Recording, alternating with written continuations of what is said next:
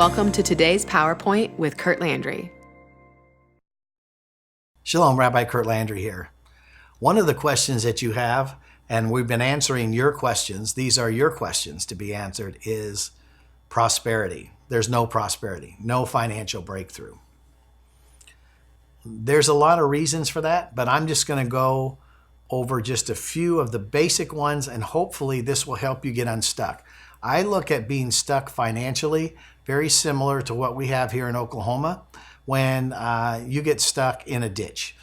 So we have a lot of dirt roads here, and if you get that tire that is the one that has the power of the train and you don't have four-wheel drive and that tire gets off in the ditch, then what happens is you've got to lift the car up, get it out of the ditch, or pull it out in order to get back onto the road.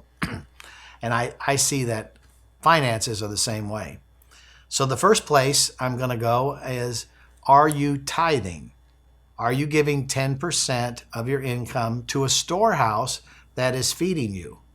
And you may not have a church in your area. So I'll ask this question. If we're your church, if House of David, Curt Landry Ministries is your church, are you tithing 10%? If we're the ones primarily feeding you, we're the ones covering you. When you call Patty in the prayer center, you're calling the prayer center, you're live streaming with us, then 10% of that income needs to be coming to us.